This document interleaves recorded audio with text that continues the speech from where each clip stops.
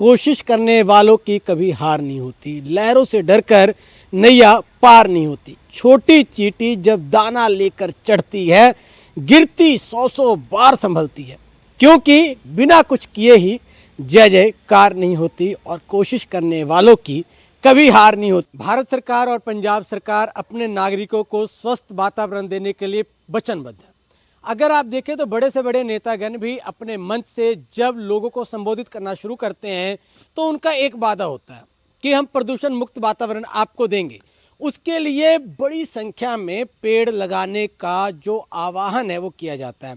कुछ जन्मदिन पर, कुछ अगर राष्ट्रीय दिवस है तो ऐसे मौक़ों पर बड़ी संख्या में पेड़ लगाए जाते हैं ताकि वातावरण को प्रदूषण से मुक्त कर वातावरण को रहने लायक बनाया जा सके। अब मैं आपको बात बताता हूँ, सीधे चले आता हूँ होशियारपुर लेकर के। होशियारपुर में एक बहुत बड़ी जगह है, जो स्टोरी हमने पीछे की थी कि कचहरी को वहाँ से शिफ्ट कर दिया गया, बड़ी कचहरी बना दी गई। अब जहाँ से कचहरी उठाया गया उसे हेरिटेज बनाने की मांग उठाई है शहर के एक प्रसिद्ध समाजसेवी ने। दोस्तों, बड़ा दिलचस्प बात यह है कि पेड़ आज लगाया जाता है, 100 साल या 10 साल, 20 साल, 30 साल उसके बड़े होने का इंतजार किया जाता है, परंतु जिस जगह हेरिटेज पार्क बनाने की मांग की गई वो जगह बिल्कुल सही थी अपने मांग के अनुसार।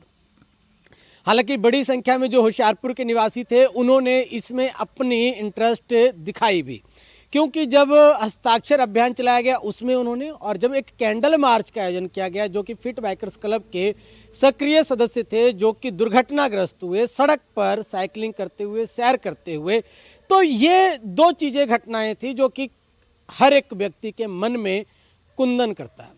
ऐसे क्रुंदन करता है कि बार बार चीजें गूंजती है, क्यों नहीं कोई सेफ जोन तैयार किया जाए।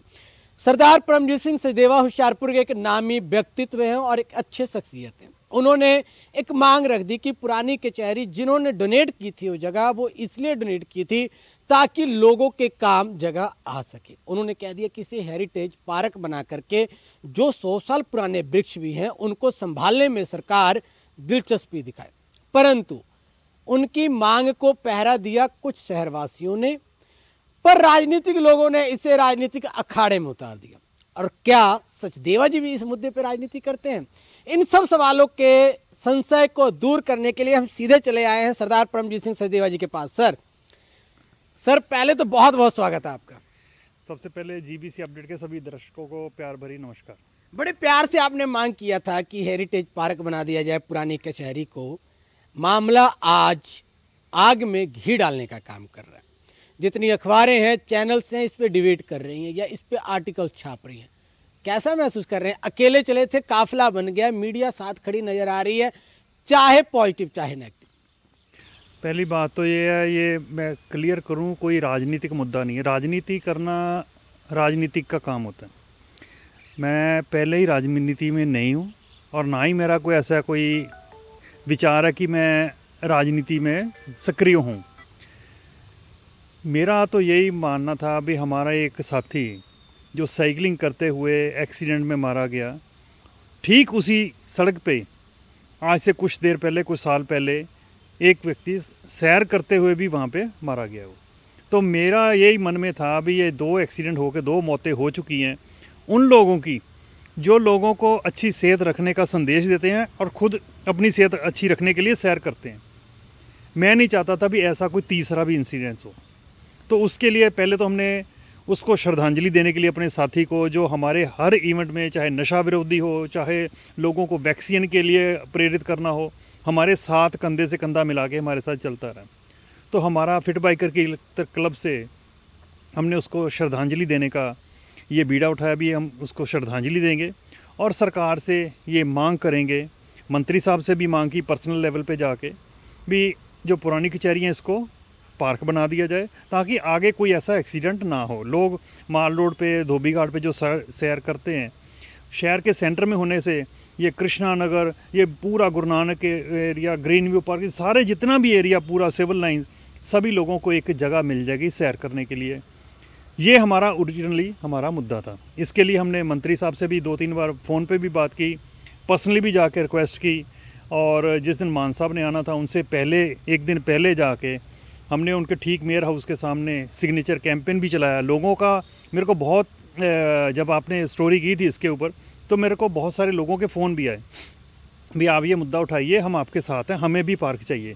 छोटे छोटे, आपने देखा होगा उस दिन छोटे छोटे बच्चों ने आके वहाँ पे सिग्नेचर किया भी हमें पार्क चाहिए जी।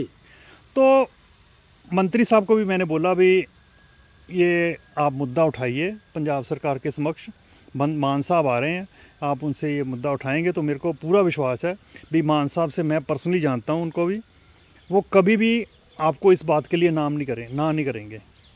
लेकिन अफसोस की बात, वो गोल्डन अपॉर्चुनिटी वो मिस हो गई। सत्यवा जी, एक बड़ा सवाल है। देखिए, होशियारपुर वासी आपको जानते हैं, होशियारपुर के लोग आपको जानते हैं, आप सीधे सीधे भगवंत मान जी से भी संपर्क में रहते हैं, आपने पार्टी के लिए काम भी किया, पार्टी के लिए आपने विधानसभा का चुनाव भी लड़ा, आप किसी पहचान के मोहताज नहीं है। अगर बात करूं आम आदमी पार्टी के सुप्रीमो अरविंद केजरीवाल तक भी आपकी सीधी पहुंच है, फिर आप इस प्रोटोकॉल के चक्कर में क्यों पड़ गए? नहीं देखो, मेरा जैसे आपने बोला भी मेरे, क्योंकि मैं पार्टी में सक्रिय रहूं और काफ़ी दोबा का इंचार्ज भी बनाया था मेरे को, लेकिन मैं अपने आप को समझता हूँ मैं फिट नहीं हूँ पॉलिटिक्स के लिए, इसीलिए मैं पॉलिटिक्स छोड़ के बाहर आया हूँ अभी भी। लेकिन मेरे सभी, मैं कोई किसी दूसरी राजनीतिक पार्टी में तो नहीं गया जी। मैं इसकी राजनीति, आम आदमी पार्टी की जो सोच है मेरे को वो पसंद थी, इसीलिए मैंने पॉलिटिक्स ज्वाइन की थी जी। और अभी जैसे बात करूं, पार्टी लोगों की बात सुनती है, लोगों की जो भले की बात है वो उसके ऊपर करती है, मैं उसका प्रत्यक्ष प्रमाण देता हूं। हम स्पेशल बच्चों के स्कूल जैसे चलाते हैं, उनके लिए पंजाब सरकार से 2013 से मांग कर रहे थे। पहले अकाली बीजेपी सरकार थी, उसके बाद कांग्रेस की भी 5 साल सरकार रही, लेकिन 10 साल में हमें आश्वासन के अलावा कुछ नहीं मिला। यही सरकार थी जिन्होंने, मैं गया चंडीगढ़, मेरे को साथ में बिठा के जो मैंने बोला सारा कुछ वो पॉलिसी में डाल दिया और नतीजा उसका ये हुआ भी उसमें पूरे पंजाब के बच्चों का टॉप क्लास जो स्पेशल बच्चे, उनका भविष्य बिल्कुल सिक्योर कर दिया। और इतनी वो उसकी धूम पूरे इंडिया में स्पेशल हमारे ओलंपिक्स के फील्ड में पड़ी। अभी दिल्ली की एरिया डायरेक्टर की जब मीटिंग हुई थी, पूरे इंडिया से एरिया डायरेक्टर आए थे, एक एरिया डायरेक्टर ने मेरे से उसकी पंजाब की स्पोर्ट्स पॉलिसी की कॉपी मांगी भी हमें भी चाहिए। और बीजेपी के प्रेसिडेंट हैं मिस्टर JP नड्डा, उनकी वाइफ मिसेस मल्लिका नड्डा, वो हमारी स्पेशल ओलंपिक भारत की चेयरपर्सन है जी। उसने भी स्पेशल मेरे से पंजाब की पॉलिसी मांगी, वो भी मैंने उसको दी और सभी ने पंजाब गवर्नमेंट की इस पॉलिसी को बहुत सराहा। अपना मैं यही बोल रहा हूँ भी पंजाब गवर्नमेंट की हमेशा ही नीयत ये रहती है भी लोगों के भले के लिए। मान साहब बार बार यही बोलते अपनी स्पीच में भी भगवान मेरे से कलम में ताकत दी है, मेरी कलम वहाँ पे चले जिसमें लोगों का भला हो, किसी का नुकसान ना हो। और यही देखो आप, उन्होंने अपनी दशहरा की स्पीच में भी बोला भी होशियारपुर में मेरे को कोई ऐसा प्रोजेक्ट दो शहर को सुंदर करने का, लेकिन हमने मंत्री साहब से, मुख्यमंत्री से हमने वो प्रोजेक्ट मांगा तक नहीं। इसी बात का सबसे बड़ा दुख मेरे को इस बात से हुआ है। मांगा तो सीढ़ियों को छोड़कर कुछ भी नहीं। अरे सीढ़ियाँ भी तो किसी उस रामलीला कमेटी वाले ने मांगी। और मैं ये समझता हूँ और आप भी समझते हो, जब कोई भी बड़ा लीडर आता है ना बाहर से या सेंट्रल गवर्नमेंट से आता है, अभी गडकरी साहब अमृतसर में आए थे, मान साहब गए थे और उन्होंने उनसे वो चीज़ मांगी जो उनके कैलिबर की थी जी। हाईवे 4 लेन एक्सप्रेस वे मांगे तो वो उन्होंने दिए। अभी CM साहब आ रहे हैं तो सीढ़ियाँ उनसे लेनी, तो मैं समझता हूँ CM साहब के लिए भी मतलब वो उनके स्टेटस के हिसाब से मांग क्या रहे हो आपको जी। और देने वाला आपको खुदा आपके घर पे आ रहा है, पंजाब का मालिक है, वो आपके पास घर पे आ रहा है और आप मांग क्या रहे हो उससे? वो चीज़ मांगो, कोई 2-4 प्रोजेक्ट मांगो तो जिससे कि आम लोगों का भला भी हो और मंत्री साहब भी बोल सके भी देखो जी मान साहब ये हमें तोहफा दे के गए हैं। ये उसका सेरा किसके पास जाएगा? मौके के जो मंत्री है, जो MLA है, जो भी है प्रोजेक्ट अगर उनके वो अनाउंस करते तो उसका सेरा तो इन्हीं के नाम पे आना था ना। भी ये जिम्पा जी हमारे मंत्री हैं, इन्होंने बहुत बढ़िया काम किया। ये देखो होशियारपुर के लिए इतने बढ़िया प्रोजेक्ट लेके आए हैं। सत्यवा जी सीधे आते हैं मुद्दे पर कि क्या लगता है आखिरकार क्यों पार्क के मुद्दे पर बिचकते नजर आ रही है होशियारपुर की राजनीति? नहीं, राजनीति मैं तो इसको राजनीति नहीं समझता। आप नहीं समझते हैं, पर ये राजनीतिक केंद्र बन चुका है। नहीं देखो, मेरे को नहीं समझ आता राजनीति। मेरे को, मैं पहले बताया ना, मैं राजनीति में फेल हूँ, मेरे को राजनीति करनी नहीं आती, इसीलिए मैं राजनीति से बाहर हुआ। मैंने 4 साल कोशिश की है। सोच यही थी भी किसी तरीके से होशियारपुर के लोगों का, वासियों का कुछ शायद मेरे थ्रू कोई भला हो जाए। देखो हम स्कूल चलाते हैं आशा कर, या आई डोनेशन एसोसिएशन चलाते थे। अपने लेवल पे जितना कुछ कर सकते हैं वो कर रहे हैं। तो लेकिन उसमें हम कुछ सैकड़े परिवारों की ज़िंदगी कुछ बेहतर करने में कामयाब भी हुए हैं। लेकिन अगर आप पावर में होते हो, एक ओहदे पे होते हो, तो अब हजारों नहीं लाखों लोगों का भविष्य बेहतर करने की आप पावर आ जाती है आपके में। इसी सोच को लेकर राजनीति ज्वाइन की थी। लेकिन 3-4 साल में इलेक्शन के रिजल्ट के बाद भी 2 साल काम किया, लेकिन धीरे धीरे लगने लगा नहीं, मैं फिट नहीं हूँ इस काम में लिए, इसलिए मैंने राजनीति से संन्यास लिया। सचदेवा जी, हस्ताक्षर अभियान चलाया जा रहा है, सामने से काफिला निकल जाता है, आप जाकर कह आते हैं कि हमने भगवंत मान जी को मिलना है, मिलने से रोक दिया जाता है, ना मिलवाना है, ये रोक दिया जाता है, ये सीधी सीधी आप कह दें कि आपके सपनों को धूमिल करने का प्रयास है। नहीं, सपना मेरा नहीं। आप देखो, मेरे पास तो मेरे घर पे पार्क है, मेरे उधर भी है, मेरे को पार्क की नहीं प्रॉब्लम है। मैं तो वो जिनकी अप्रोच कहीं नहीं है जी, पार्क की ज़रूरत उनको है।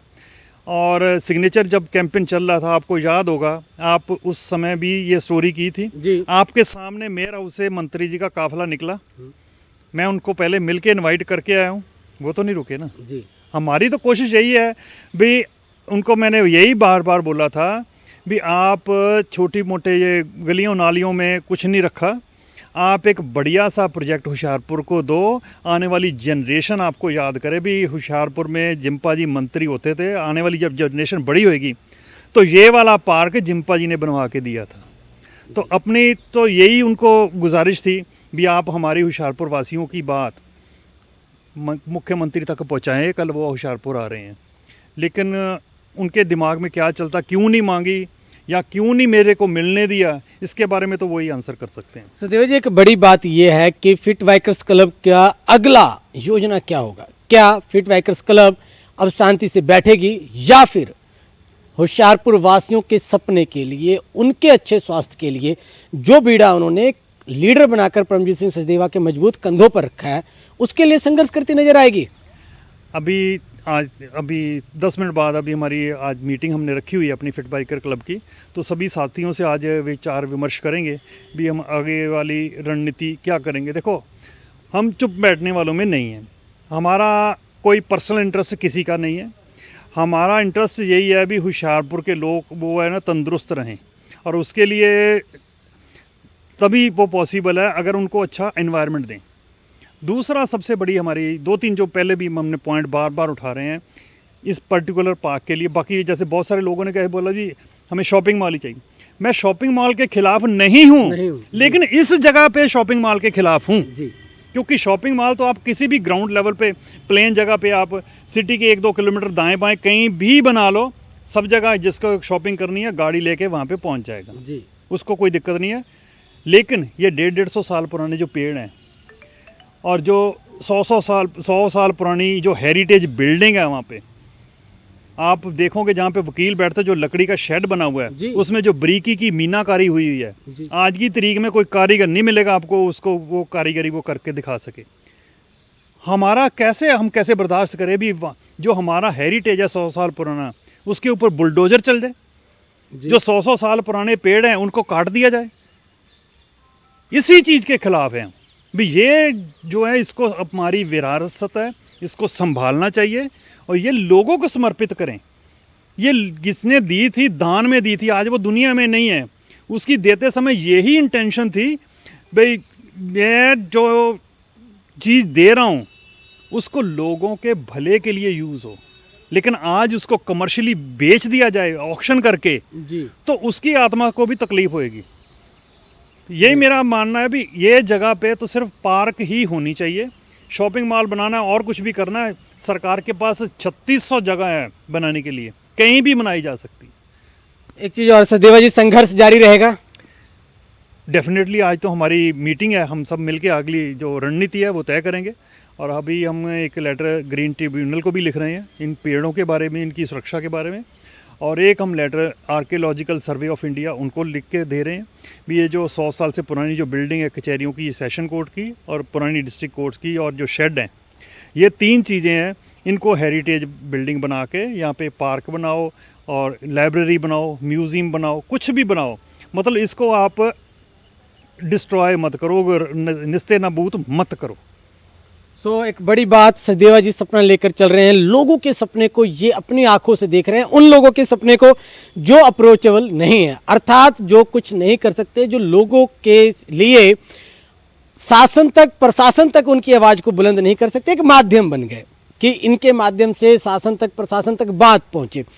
दोस्तों, हरिवंश राय बच्चन जी ने बहुत खूबसूरत कविता लिखी थी, कोशिश करने वालों की कभी हार नहीं होती, लहरों से डरकर नैया पार नहीं होती, छोटी चींटी जब दाना लेकर चढ़ती है, गिरती 100 बार संभलती है, क्योंकि बिना कुछ किए ही जय जयकार नहीं होती और कोशिश करने वालों की कभी हार नहीं होती। ये कविता होशियारपुर में आज पार्क प्रोजेक्ट को लेकर के बिल्कुल